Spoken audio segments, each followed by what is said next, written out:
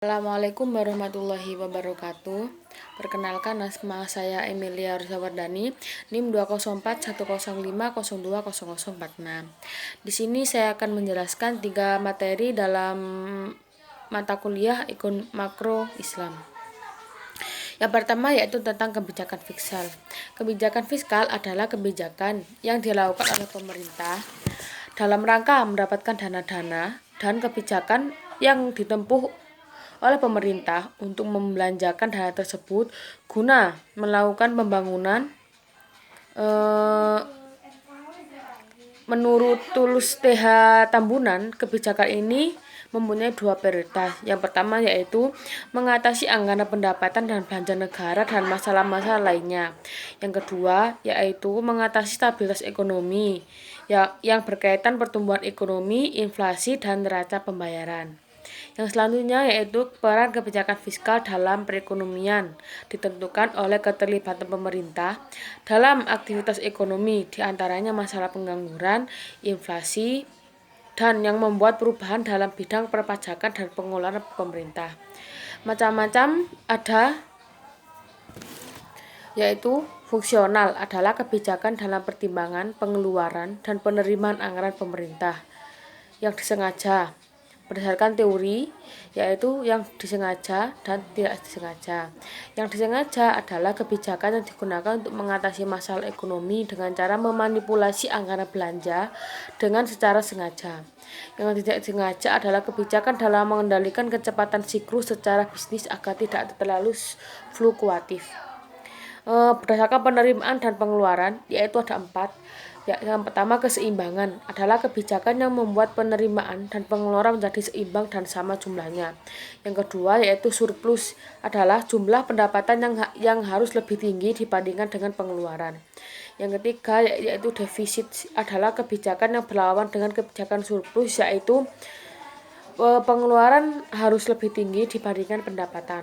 Yang terakhir yaitu dinamis adalah kebijakan penyediaan pendapatan yang bisa digunakan oleh pemerintah dalam memenuhi kebutuhan yang terus bertambah seiring berjalannya waktu. Berdasarkan penggolongan yaitu ada 2. Ekspansif adalah kebijakan yang dilakukan oleh perekonomian ketika mengalami penurunan daya beli masyarakat dan pengangguran yang tinggi. Yang kedua yaitu konstruktif adalah kebijakan yang dilakukan untuk membuat pemasukan lebih besar dibandingkan pengeluaran. Tujuan dari kebijakan fiskal ini yaitu untuk mengelola dan mengarahkan kondisi perekonomian ke arah yang lebih baik dengan cara mengubah atau memperbarui penerimaan dan pengeluaran pemerintah. Materi yang kedua yaitu tentang pengangguran dalam perspektif ekonomi Islam.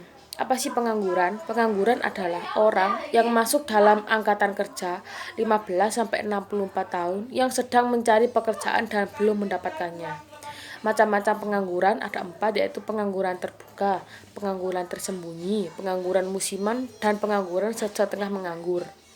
Jenis-jenis pengangguran ada 4, yaitu pengangguran friksional, seklinal, struktural, dan teknologi. Yang keempat, dampak pengangguran: menurunnya pendapatan per kapita dan pertumbuhan ekonomi, meningkatnya biaya sosial, minimnya tingkat keterampilan, dan minimnya penerimaan negara.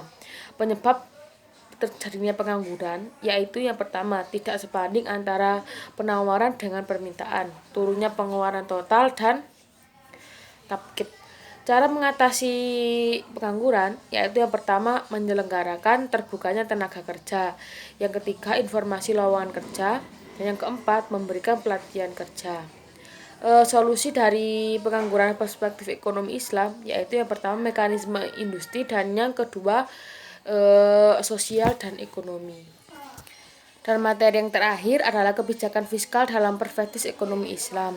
Adalah kebijakan yang dilakukan pemerintah untuk mencapai tujuan yang diharapkan. Tujuannya yaitu yang pertama, pertumbuhan ekonomi, yang kedua, mencegah terjadinya pengangguran, yang ketiga, stabilitas negara, dan yang terakhir adalah mendorong laju investasi.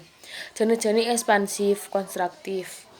Instrumen kebijakan fiskal, fungsi-fungsinya yaitu mengoptimalkan pengangguran SDA dan SDM, mengoptimalkan kegiatan investasi, alokasi, distribusi, stabilisasi, dan pengangguran.